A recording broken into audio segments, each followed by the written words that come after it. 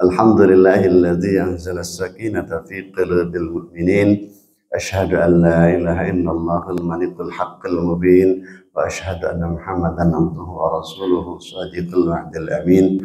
Allahumma salli ala sayyidina Muhammad wa ala alihi wa ashabihi ajmain.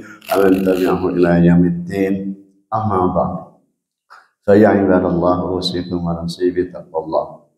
A'udzu billahi minasyaitonir rajim. Ya ayyuhalladzina amanu taqullaha haqqa tuqatih wa la tamutunna illa wa antum muslimun. Wa qala ta'ala ya ayyuhan nasu taqu rabbakum alladzi khalaqakum min nafsin wahidah wa khalaqa minha zawjaha wa bassa minhuma rijalan katsiran wa nisaa'a wattaqullaha alladzi tasaaluna bihi wal arham innallaha kana 'alaykum raqiba. Wa qala an-nabiy sallallahu alaihi wasallam ya ma'syarasy syabab man istata'a minkum al-ba'ata falyatazawwaj fa innahu aghaddu lil-basar wa ahsanu lil-farj faman lam yastati' fa 'alayhi bis-shawm. Bapak Ibu hadirin wa hadirat rahimakumullah, alhamdulillah dengan izin Allah pada pagi hari ini saya dapat duduk di sini. Mohon maaf saya ngaluhuran kepada bapak-bapak. Salawat dan salam semoga Allah curahkan kepada Kanjeng Nabi Muhammad sallallahu alaihi wasallam, kepada keluarganya yang suci, kepada para sahabatnya yang terpilih, juga umatnya yang taat hingga akhir zaman. Hari ini hari Ahad tanggal 10 September 2022 bertepatan dengan tanggal apa sih? 20 ya? Safar 1445 Hijriah. Kita mulai pada jam 5 lewat 5 menit dan berakhir insya Allah pada jam 5 lewat 45 menit. Karena 15 menit sampai jam 6-nya ada acara ramah tamah maksud saya. Jadi jam 6 itu harus sudah beres dengan ramah tamahnya ya. Jam 6 harus sudah beres dengan acara ramah tamahnya. Dan menu hari ini katanya adalah nasi kuning. Nasi kuning ya, Pak Yudi ya? Ya, nasi kuning. Oh, kebuli ya? Oh. Nasi kuning dicampur kebuli mungkin itu ya. Yang benar mungkin begitu. Soalnya di sini ada pakar kebuli yaitu Bapak Agus. Jadi kamu pesan kebuli ke Pak Agus aja. Sebelum kita mulai, kita berdoa dulu khusus untuk saudara kita di Maroko. Kemarin mereka dapat musibah gempa 6,8 skala Richter, sudah menewaskan lebih dari 1.000 orang. Dan Maroko itu adalah negeri Muslim. Mungkin di sana banyak yang tewas juga termasuk para ulamanya, ustadznya, para santrinya, mahasiswanya. Sehingga kita harus ikut berbelasungkawa. Dan dulu anak saya ketika yang sekarang ada di Mesir, di Al-Azhar, dia dulu inginnya ke Maroko. Sudah testing ke Maroko, testingnya di UIN, testingnya ke Maroko. Malah yang keluarnya ada di Mesir. Waktu itu saya sungguh merasa aneh. Ya. Dia inginnya ke Maroko. Terus ngeluh sama ibunya, "Mah, ini kakaknya ada di Mesir, Al-Azhar."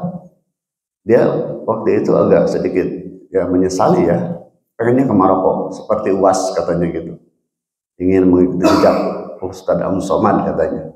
Ternyata adanya di Mesir. Lalu dirayu oleh ibunya sehingga akhirnya dia pun mau menjalani, sekarang sudah 3 tahun di Al-Azhar. Mungkin itu hikmahnya ya. Hari ini betapa, bayangkan kalau anak saya ada di Maroko hari ini, betapa bagaimana kacaunya hati saya sekarang ketika mendengar ada musibah yang menewaskan sudah lebih dari 1.000 orang. Sehingga saya ketika malam saya cek, itulah salah satu hikmahnya mungkin ketika dia dulu digagalkan oleh Allah ke Maroko ya. Mari kita doakan untuk mereka yang wafat. Allahumma ighfir lahum warhamhum wa'afihim wa'fu anhum wa'akrim nusulahum wa wasi' madkhalahum wa ij'al jannata maswahum. Allahumma la tahrimna ajrahum wa la taftinna ba'dahum waghfir lana wa lahum amin ya rabbal alamin. Bapak Ibu, hari ini saya akan menyampaikan tentang pernikahan, ya, acara pernikahan antara syariat dan adat. Jadi ketika ada acara pernikahan, ya, baik itu kita yang mengadakan ataupun tetangga, saudara, siapapun, itu sudah dipastikan ada unsur syariatnya, tapi juga ada unsur adat. Sudah pasti itu. Dan lebih-lebih lagi di kita, di Indonesia ini kan beragam, ya, beragam latar belakang suku, mungkin juga agama, ya, agama juga latar belakangnya. Bahkan asal muasal dari nenek moyang kita juga di Indonesia ini ya sungguh beragam. Ada dinamisme, ada animisme, ada Hindu, ada Buddha, gitu kan. Itu tidak bisa lepas itu dari unsur adat ketika termasuk dalam pernikahan, ya. Karena saya bekerja di KUA dan salah satu tugas saya adalah memandu akad nikah, sehingga saya mendapat pengalaman sudah sejak tahun 2006, ya, 17 tahun, ya, 17 tahun 17 tahun yang lalu sampai sekarang sudah beragam pengalaman tentang penyelenggaraan acara pernikahan, ya. Dan di Bandung ini memang bukan hanya orang Sunda, ada juga orang Jawa, ada orang Sumatera, gitu ya. Tidak bisa lepas dari syariat dan adat, gitu ya. Nah, sebenarnya kan acara pernikahan itu acara syariat, ya. Ketika kita menyelenggarakan pernikahan, kita sedang menyelenggarakan acara syariat, sedang menjalankan ajaran agama, gitu ya, ajaran agama kita. Karena nikah itu bagian dari ibadah. Yakin nggak Bapak ibadah nikah itu? Nah, kalau gitu banyak-banyaklah ibadah. Kalau yakin nikah itu ibadah, ya nikah lagi dong. Lebih banyak ibadah berarti. Ya mumpung harus dicontohkan. Kalau masalah nasi kebuli boleh ada contohnya. Tapi kalau nikah ya nggak usah dicontohin lah, ya. Silakan saja yang berani, ya. Berani, mumpung ayana ibu-ibu negara, ya, gitu ya. Jadi Bapak, ketika saya menyelenggarakan, ya, ketika saya datang untuk memandu akad nikah, nih salah satu pengalamannya, masalah jam saja dulu, ya, masalah jam pelaksanaan akad nikah. Kan dalam syariat tidak ada ketentuan harus jam 8, jam 9, jam 10, nggak ada. Tapi ada adat, ya, di kita dengan perhitungan yang entah dari mana dasarnya. Kudu kue anu tanggal seanu jam seanu, gitu. Ketika saya menikahkan di Jalan Gudang Utara, waktu itu semuanya sudah siap, sudah datang, pengantin sudah ada, sudah siap semuanya. Jam 8:30. Pada diam aja semuanya, pada diam, belum dimulai. Saya tanya pengantinnya, Kang, kapan dimulainya? Nanti Pak jam 9. Ada yang ditunggu lagi? Enggak. Coba, tidak ada yang ditunggu lagi itu. Jadi ya jam 9 aja Pak. Kenapa? Ya, terus ngitung Pak, gitu. Terus ngitung Pak, udah jam 8. Semuanya sudah siap. Tapi harus jam 9. Apakah itu syariat? Bukan. Bukan syariat itu. Tapi ada. Jadi salah satu ciri ada masuknya unsur adat itu diantaranya adalah perhitungan waktu. Ya, kita lanjut dulu deh. Tahapan dalam pernikahan itu biasanya yang syariatnya ini, ya, ada ta'aruf atau perkenalan, kemudian setelah itu ada khitbah, ada akad nikah, ada walimah. Ini unsur utamanya ini aja. Ada perkenalan, ada khitbah, ada atau lamaran, ada akad nikah, walimah. Udah aja segitu. Tidak banyak, ya. Oke, sekarang kalau misalnya bapak punya anak atau saudara atau tetangga misalnya sedang ta'aruf, kenalan dulu kan.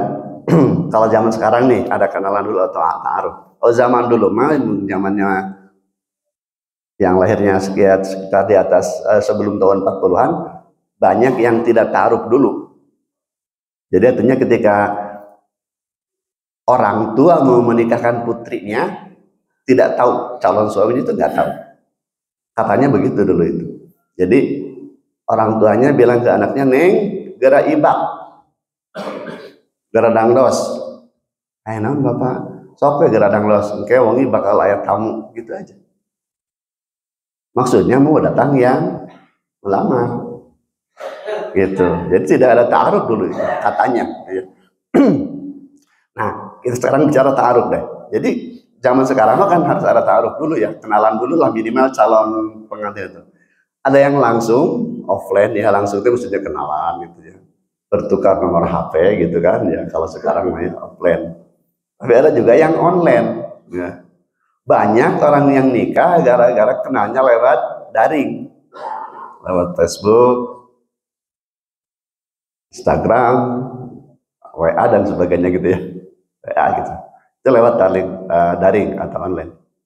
Ada juga yang melalui penghubung atau comblang ya, maklar lah gitu ya. Maklar lah, mentandang maklar. Sebab ada orang yang ditepungkan gitu ya, ada orang yang tidak berani langsung bertemu atau kenalan, tapi harus menggunakan mediator gitu. Itu ta'aruf. Nah, kalau sudah misalnya bapak punya putra, lalu sudah punya kenalan yang sudah dianggap cocok, maka akan ada khitbah. Khitbah atau lamaran. Nah, jadi dalam syariat sebelum pernikahan ada khitbah, ya, yaitu pertemuan dua keluarga, calon suami dan calon istri, gitu ya. Jadi ini pun masih ada kaitan dengan adat. Ya. Dalam lamar atau khitbah pun ada berbeda dalam beberapa daerah, gitu ya. Ketika sudah bertemu dua keluarga akan ada kesepakatan apakah ini setuju atau tidak anak kita dinikahkan, gitu kan. Kalau sudah ada setuju atau sepakat, baru nanti merencanakan akad nikah dan resepsi gitu. Ini aja yang khusus pokok nama yang kayak gini ketika khitbah ya. Nah, ini contohnya nih ya, ngeriung gitu ya. Ada. Nah, unsur adatnya apa ketika lamaran? Minimal ada unsur tambahannya ya. Kita lihat nanti di beberapa daerah deh ya. Ini ada di beberapa tradisi lamaran di Indonesia, baik itu di Jawa. Kita ini Indonesia kan banyak suku ya.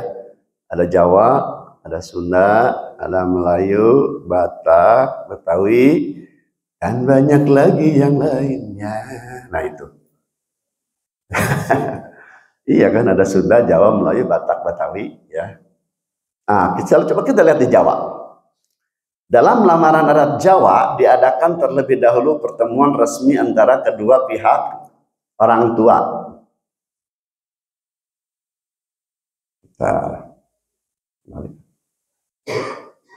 Nah, kalau di Sunda, sekarang kita Sunda aja. Sebelum mengadakan lamaran adat Sunda, pihak laki-laki yang ingin melamar perlu melakukan nenden omong. Nenden omong. Jadi ini menyimpan dulu ucapan gitu ya.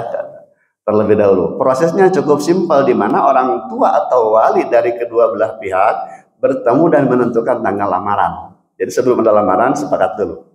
Kapan saya mau ke rumah bapak untuk melamar gitu ya. Acara lamaran itu disebut narosan atau ngalamar. Itu nama narosan itu ya. Pihak laki-laki akan membawa beberapa barang seperti makanan, cincin, sirih. Nah, sirih ini di beberapa daerah memang banyak ya, sama banyak, termasuk di Sumatera pun pakai sirih gitu ya. Makanan, cincin, sirih, dan pakaian perempuan yang tentunya memiliki makna. Gitu ya. Ini ada unsur adatnya ya, ada sirih dan pakaian. Iya. Setiap keluarga kemudian memilih seseorang yang dianggap sudah berpengalaman atau wakil dari kedua keluarga sebagai juru bicara. Gitu. Jadi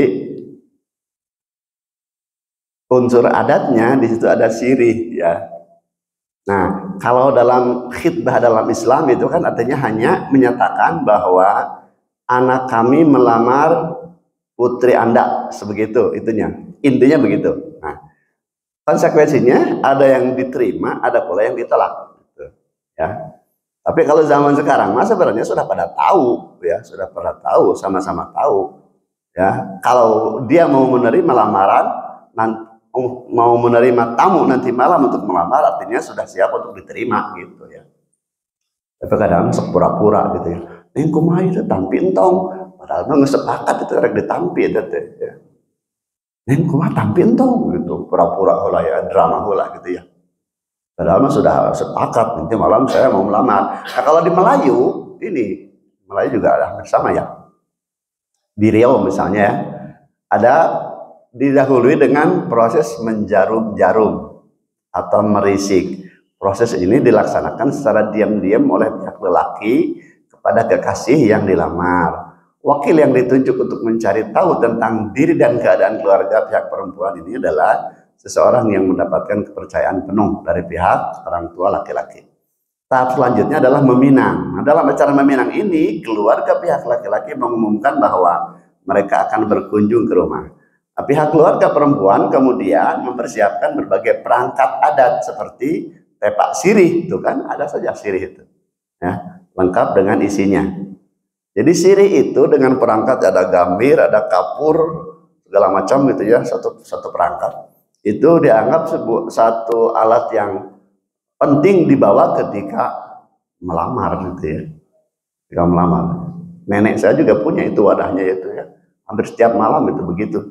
Ngalamar gitu ya. Jadi nyepah itu cek Sundana ngalamar gitu. Nyepah itu ngalamar. Jadi diartikan jadi melamar gitu. Jadi melamar calon nanti. Oke. Kalau di Batak mah ada lagi nih, yang Batak nih kalau yang non muslim ya. Tahapan lamaran resmi dalam adat Batak disebut marhusit.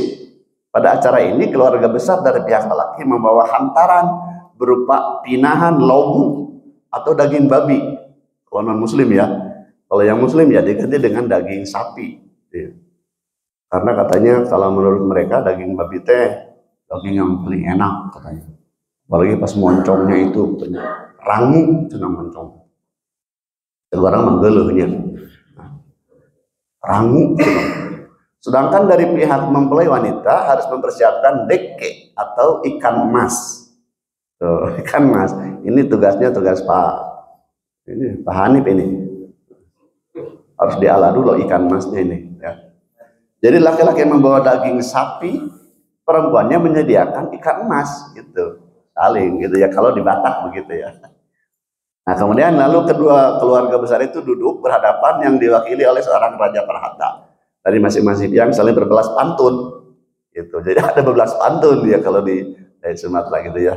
Nah, itu contoh-contoh dalam hal lamaran. Nah sekarang kalau di Betawi itu ada sedikit perbedaan. Nah, kalau sudah mencapai kesepahaman dari dua belah pihak, pihak keluarga laki-laki akan kembali datang ke rumah pihak perempuan seminggu kemudian untuk membawa tande putus. Tande putus itu kurang pengikat gitu, yang berupa cincin gitu ya.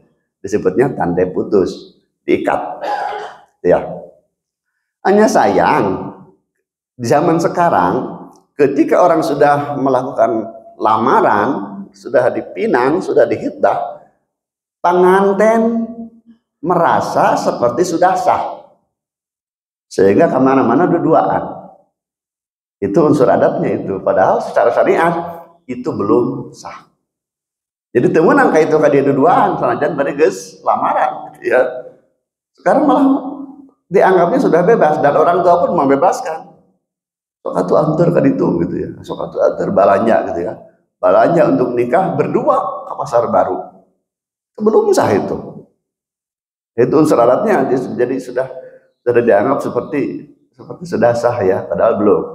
Bahkan bagi ya, para kiai, para ulama ya, ketika meminang pun tidak boleh melihat aurat calonnya.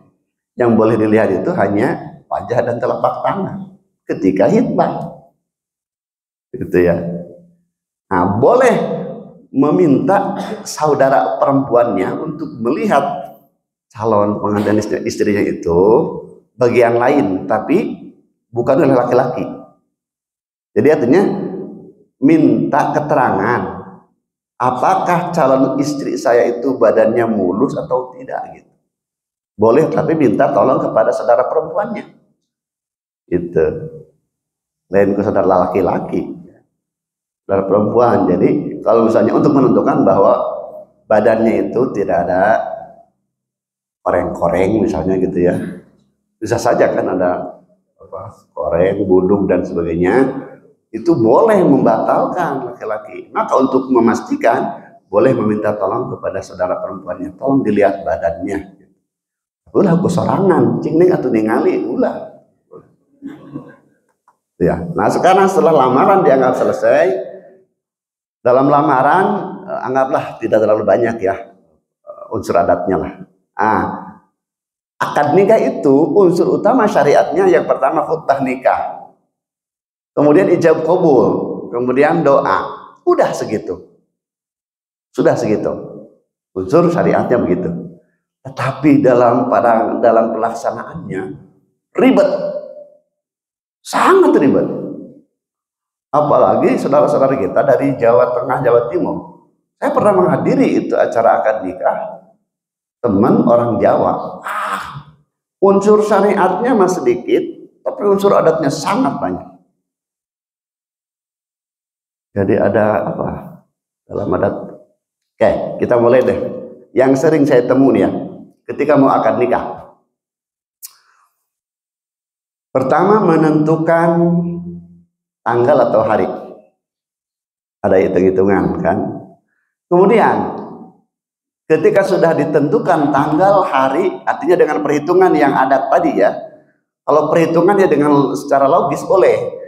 Kita adakan acara nikah itu tanggal 2 atau awal bulan. Itu logis. Kenapa? Karena masih pada baru gajian.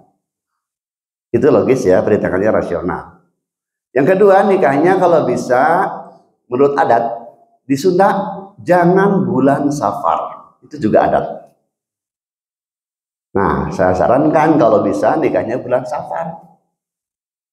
Karena di Bandung jarang yang hajat. Jadi amplopnya full. Gitu. Nah, di Sunda secara adat jarang yang menikahkan bulan Safar, sehingga bulan ini saya banyak nganggur. Banyak nganggur bulan ini saya di Bandung ini. Sehingga banyak orang yang ngajak saya mancing. Karena sedang banyak nganggur. Bulan Safar. Di Jawa bulan tantangannya itu Muharram. Di Bogor, di lembur saya, bulan Zulqa'dah. Bulan Hafid. Cara dia menikahkan. Nah itu unsur adatnya begitu ya. Dari penentuan saja, bulan yang dilarang itu beda-beda. Di Sunda bulan Safar, di Jawa bulan Muharram. Ya di Sunda itu di Bandung lah, Periangan Timur. Kalau di Barat di saya bulan Zulqa'dah atau bulan Hafid. Itu pertama penentuan bulannya. Nah, saya sarankan semua bulan dalam syariat itu boleh dipakai untuk menikah. Jadi secara syariat tidak perlu mengkecualikan salah satu bulan untuk tidak menikah. Tidak boleh. Bulan apa saja. Nah, tapi anehnya masih sekarang di Bandung masih berlaku. Sehingga kalau bulan Safar, kami para penghulu itu banyak kegiatan keluar. Karena banyak kosong. Gitu ya. Gitu ya. Nah, ini contoh Jawa ya. Ketika sudah menentukan bulan atau tanggal, udah anggap saja udah beres tanggal. Ada acara yang sedikit menurut saya itu tidak perlu dilakukan ya. Supaya tidak hujan. Apa yang namanya? Nyarang. Supaya tidak turun hujan. Nyarang. Nyarang hujan atau menolak datangnya hujan itu acara adat yang harus dihindari. Kalau caranya tidak sesuai dengan syariat. Jadi kalau meminta untuk tidak turun hujan, ya mintanya kepada Allah yang suka menurunkan hujan. Gitu, harusnya begitu. Bukan dengan cara yang tidak rasional, mau cangcut misalnya. Kan tidak rasional itu. Terus ada lagi yang memanggil ramal, gitu-gitu tah, kotak itu, ya. Si Rara ya, Rara itu siapa? Itu tidak boleh seperti itu. Jadi unsur syariatnya harus tetap tegak karena kita akan melaksanakan syariat. Kalau mau waktu pernikahan tidak hujan ya berdoa sama Allah, minta sama Allah gitu ya. Itu unsur adatan dari sebelum nikah nih. Jadi ada penentuan tanggal, bulan, kemudian ada acara nyarang hujan. Begitu sampai pada waktunya, nah ini unsur adatnya sangat banyak. Nah, contohnya kalau di Sunda aja lah. Begitu jam 3 perempuan sudah didandanin. Jam 3 subuh. Jam 3 subuh didandanin oleh tukang rias, ya. Dari subuh, dari jam 3. Jam 3 sudah penuh, sudah dengan segala macam sampai jam 8. 5 jam, bayangkan Pak. Mendandanan calon perempuan itu 5 jam. Itu unsur adatnya kan, bukan syariatnya ini. Nah, begitu sudah sampai waktunya, ada rombongan datang. Rombongan calon suami datang, kemudian begitu mau datang disambut oleh rombongan calon pengantin perempuan, lalu ada acara pengalungan bunga. Syariat bukan? Bukan. Kalungan bunga ya. Terus masuk ke tempat duduk, kemudian ada acara serah terima. Syariat bukan? Serah terima syariat bukan? Bukan. Itu pun adat ya. Serah terima ya. Jeung anu serah terima besok lila deh. Ini yang membuat saya jengkel. Saya punya tugas 3 hari itu. Ini yang pertama, wah lila. Segala macam. Pakai pantun, geus puguh dalilnya. Dalil Al-Qur'an, Al-Hadis, jeung pendapat ulama dan sebagainya. Ditambah lagi dengan pantun, ditambah lagi dengan segala macam drama. Kang, kumaha ieu teh? Nyana ATM teu cenah gitu. Naon ATM teh? Alat tusuk manual. Lu gitu tadi tanya deh. Segala macam. Ari Neng kumaha ayeuna? Neng punya BCA lan tuh. Itu kan kurang etis ya. Naon BCA teh? Bahan colokeun akang kan enggak etis itu ya. Ngomong kayak gitu. Waktu serah terima kok ngomong kayak gitu. Itu bukan syariat, itu ada. Serah terima terus. Begitu sudah serah.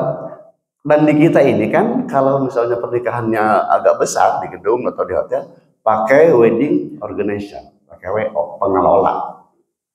Itu ribetnya minta ampun. Begitu sudah serah terima, beres serah terima lah. Ada acara serah terima secara simbolis. Adat bukan? Adat.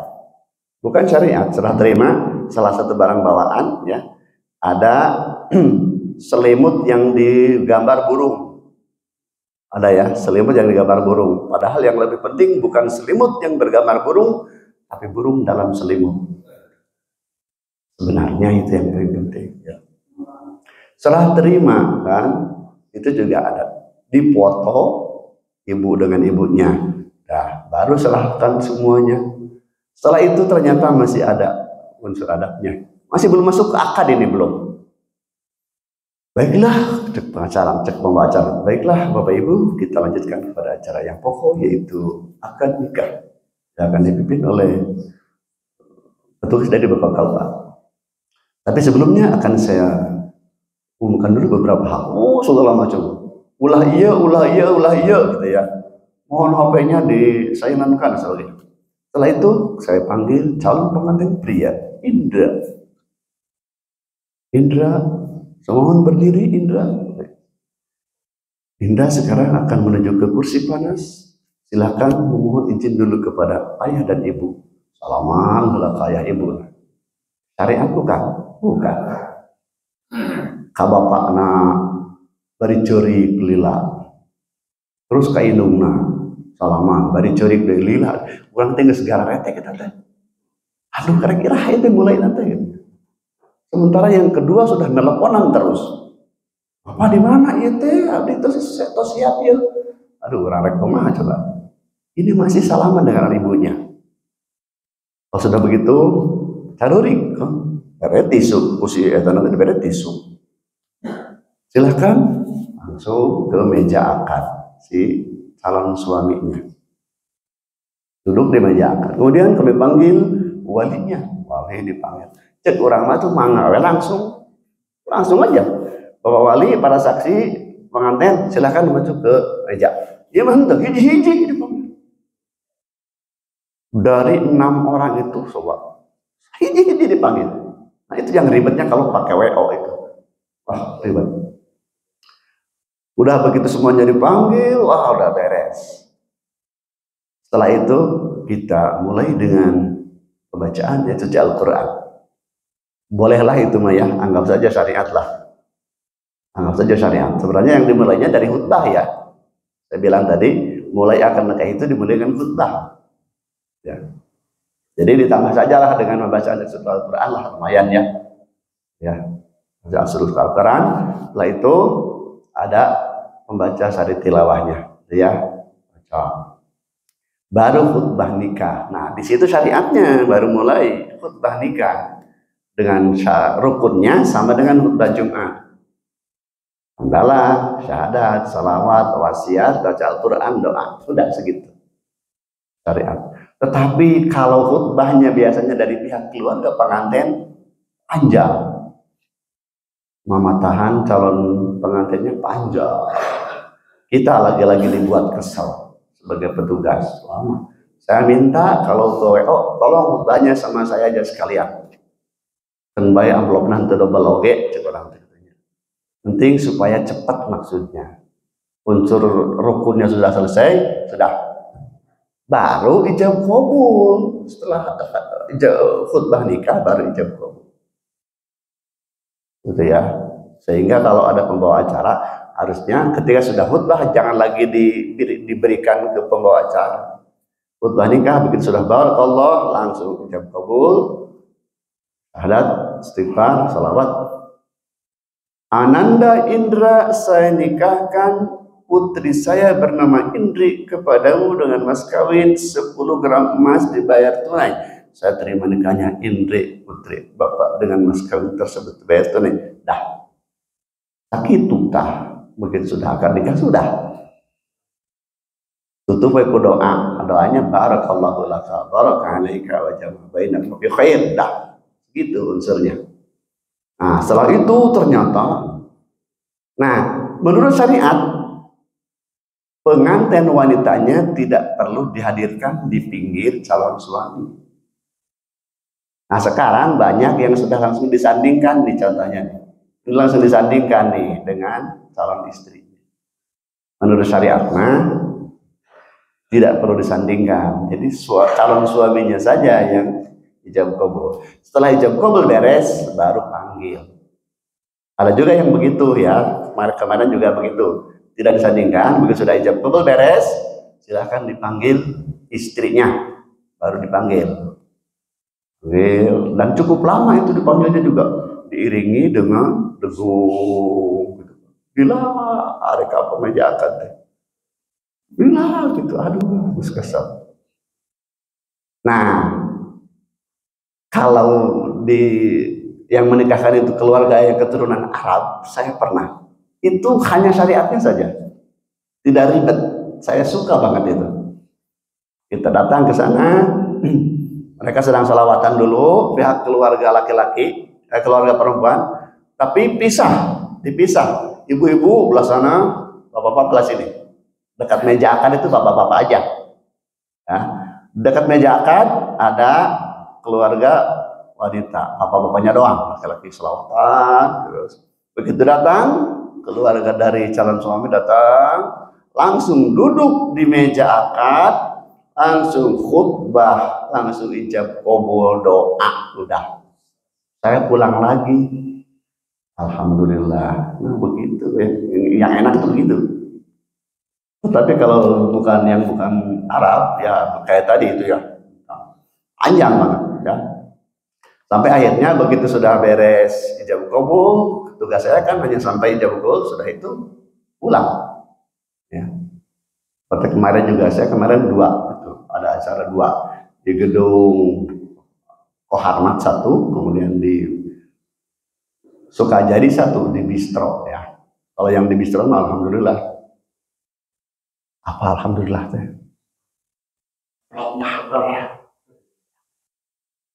Kemudian walimah resepsi ya. Walimah atau resepsi kata Kangjeng Nabi aulim walau bisyatin. Adakanlah walimah atau resepsi hajatan walaupun hanya dengan seekor kambing. Ini artinya minimal kalau kita hajat mencit 1 ekor kambing. Minimal itu tuh. Ya, kalau di kita mah sudah terbiasa mencit ya. Nanti juga arah mencit lagi kalau di kita. Walaupun tidak hajat ya. Nah, walimah itu minimal 1 ekor kambing. Nah, sedangkan dalam syariatnya walimah itu kan tamu datang, ucapan selamat, langsung ramah tamah, gitu aja. Gitu aja. Ya. Nah, sekarang bagaimana keadaan di kita ketika walimah atau resepsi? Begitu sudah masuk, beres ijab kabul tadi beres, masuk sebelum ada acara walimah ada lagi acara sawer. Sawer, duduk pengantinnya, kemudian nanti disampaikanlah nasihat-nasihat dalam bentuk kalau di Sunda mah pakai pupuh ya, pakai pupuh. Kalau di Sunda mah kan ada pupukin nanti, dandang gula, semarandana, ya kayak gitu. Pakai pupuh, maksudnya menasehati. Setelah beres di auran, harusnya jangan beras supaya tidak mubazir ya uang. Tapi jangan pakai beras, pakai permen aja. Kalau permen yang sudah dibungkus satu-satu itu bisa diambil, bisa dimakan. Tapi kalau beras itu sayang ya. Mendingan kalau beras dikumpulkan saja, kira-kira 1 kilo, titipkan di Pak Agus. Nanti dibikin kebuli dia daripada di aur-aur ke pengantin gitu kan. Ya. Nah, yang di aur-aurnya permen aja sama uang. Boleh. Ya. Dan itu pun bukan syariat, bukan ya. Bukan, itu ada. Jadi kalau mau menerapkan sawer ya jangan pakai ngaur-ngaur beras, tapi pakai permen saja dan uang, ya. Sedangkan yang syariatnya ucapan selamat dan ramah tamah udah. Tapi kalau di kita begitu sudah beres tadi sawer udah beres, masuk ke pelaminan tempat duduk ya, tempat duduk. Masih ada acara sungkem, ya sungkem. Dan dipandu oleh pembawa acara pakai sedih doi. Padahal kan ketika resepsi pernikahan itu kegembiraan harus tuh ya. Ulah disedih-sedih. Udah atoh ya. Orang tua merasa senang karena anaknya sudah menikah. Pengantinnya merasa senang karena dia sudah terbebas dari dosa. Jadi sudah halal. Itu ulah disedih-sedih gitu ya. Diingat-ingat kerjaan lutik segala macam gitu ya. Nah itu, wah segala macam. Nah setelah ucapan selamat beres, di belakang itu ayah panggungnya, panggung kan, dangdut ya, ada dangdut. Dan yang kurang etisnya itu ketika kita melaksanakan walimah secara Islami, ya. Itu dangdutan dengan penyanyinya pakai pakaian yang tidak menutup aurat gitu ya, yang pendek-pendek gitu ya. Harusnya ya yang berkerudung aja cari penyanyinya ya, cari penyanyinya yang itu bukan syariat tapi adat. Tapi kalau bisa kalau memanggil penyanyinya yang menutup aurat gitu ya. Walaupun nyanyinya ya nyanyi dangdut ya, nyanyi dangdut. Dan yang sekarang lagi hit adalah ikan di dalam kolam. Iya, ke dalam kolam itu terpenting ayat di dia ikan di dalam kolam. Jadi unsur syariatnya hanya ucapan selamat dan ramah tamah.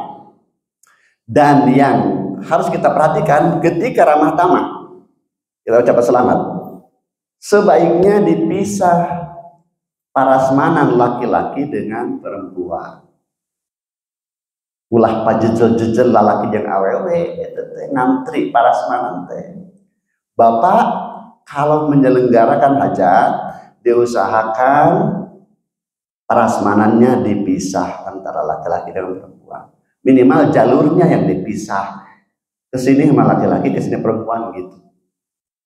Kan tidak etis keur ngantri pajejel ibu-ibu dengan bapak-bapak. Itu. Sedangkan yang tadi yang keluarga yang asalnya dari Arab itu memang betul-betul dipisah. Pengantin laki-laki di sini sama bapak-bapak, pengantin perempuan di sana dengan ibu-ibu. Gitu. Nah, aya mun teu bisa kitu mah atuh urang teh ketika parasmanan we atuh dipisah. Jalur bapak-bapak, jalur ibu-ibu ke sini. Dan tata cara makannya juga harus diperhatikan secara Islam. Jangan sambil berdiri, walaupun di gedung, walaupun di istana, di hotel, di tempat mewah, tetap la ta'kul qa'imah, tetap tidak boleh makan sambil berdiri. Jadi Bapak kalau hajat harus menyediakan tempat duduk. Kalau Bapak sedang undangan dan tidak ada tempat duduk, nah go gue. Bapak dulu lumpaman bari ngobrol, wah jangan gaya. Jung disesakeun deui. Bukan? Jadi unsur syariatnya sudah dilabrak. Jadi prinsipnya ketika kita makan di tempat hajat, pertama ambil sesuai dengan kemampuan badan kita. Tong pinuh teuing. Diambil semua ini mah. Udah nasinya mumplu sagunung, tambah rolade, tambah suwir ayam, ditambah sambal goreng kentang, ditambah kerupuk, tambah agar di luhurna cau, cai dina saku. Itu seperti itu kan nanti kalau tidak habis tabzir namanya. Orang disebut tabzir. Jadi ambillah sedikit, kemudian makan tidak sambil berdiri, pakai tangan kanan, tidak bersisa. Gitu. Sudah sampai waktunya ya. Ini contohnya sedang parasmanan tuh lihat. Ini bergabung laki dengan perempuan. Harusnya satu jalur laki-laki, satu jalur perempuan. Gitu. Udahlah segitu aja. Karena kalau diperpanjang nanti saya kesiangan. Demikian. Tapi jangan ada yang bertanya karena sudah cukup waktunya ya. Kalau maksa wae hijau ya kalau maksa saya lah. Ya, silakan lanjut dulu. Ya, terima kasih Muhammad. Ya, sesuai dengan permintaan Ustaz, satu orang bertanya boleh. Kalau mau, kalau enggak ada mah. Kalau tidak ada langsung tutup aja. Sudah jelas kayaknya sudah. Oh ada.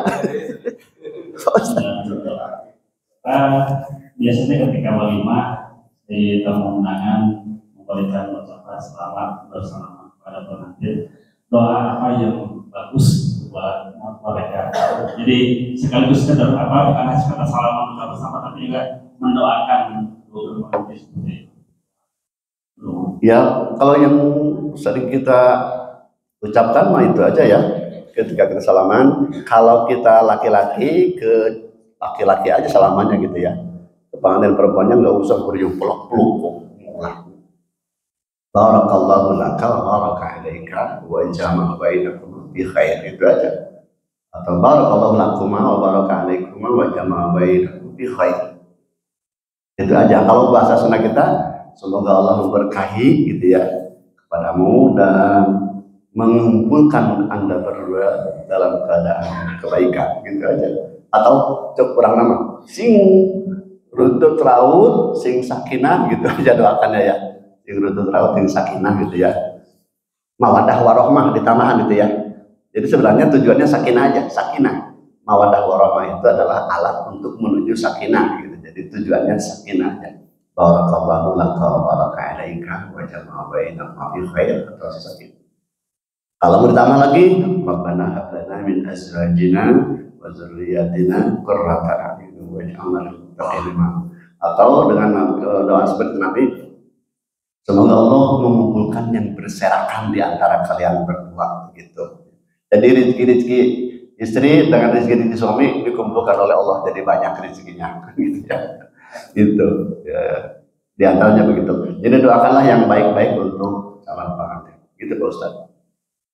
Mungkin ada lagi, mungkin yang lain ya. Jadi kalau yang saya temukan itu aja. Allah, kemudian semoga Allah mengumpulkan yang berserakan di antara kalian berdua gitu. Sebab nikah itu mendatangkan rizki ya.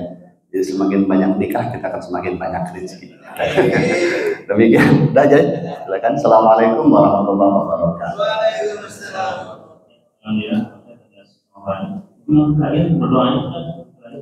Ya, udah hamdalah aja. Tutup hamdalah aja. Baik Bapak Ibu yang saya hormati, secara ujian ini sudah selesai dan mudah-mudahan apa yang dipaparkan oleh Pak Ustadz kita dan bagi Bapak Ibu yang mau dan akan menikahkan putra putrinya mungkin Daftar ke saya lah. mungkin itu cara seperti suami yang barusan Pak Ustadz sampaikan bisa diterapkan di kita. Iya, kolektif aja kalau bisa. Baik Bapak untuk menutup acara kita membacakan majelis. Subhanakallahumma bihamdika asyhadu an la ilaha illa anta astaghfiruka wa atubu ilaik. Alhamdulillah telah selesai dan kami memberikan mohon maaf apabila yang kekurangan dan penjelasan acara ini mohon dimaafkan. Assalamualaikum warahmatullahi wabarakatuh. Waalaikumsalam warahmatullahi wabarakatuh.